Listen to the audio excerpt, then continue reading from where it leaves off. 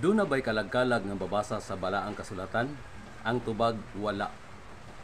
Pero doon ay mga pulong nga gibalik-balik sa balaang kasulatan, kining pulong kalag. Unsa magining kalag? May nang ato mahibawan ba kay kasagaran ang nagtuo sila nga ang kalag maunang naglutaw-lutaw sa hangin nga kahadlukan nga makahimo pagdautan batok sa mga tao muna ilang ginahuna nga kalag. Pero atong basahon sa Genesis 2:7 kung unsa ang kalag niya.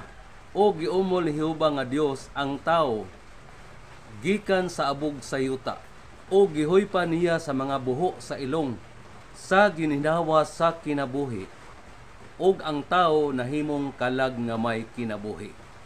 Genesis 2:7. Sa to pa kinsa ang kalag? Kita nga naglakaw-lakaw karon, kita nga nagluto karon, kita nga nangaon karon, kita nga nagsuroy-suroy karon, mo gitawag og kalag. Kining naa sa inyong atubangan karon mo ni gitawag nga kalag nga may kinabuhi. Ugma atangin ninyo kay atong hisugutan kung ang mga patay naa pa ba siya mahibaw-an? Makahibo pa ba siya og dautan? O doon na pa ba'y gugma ang mga patay?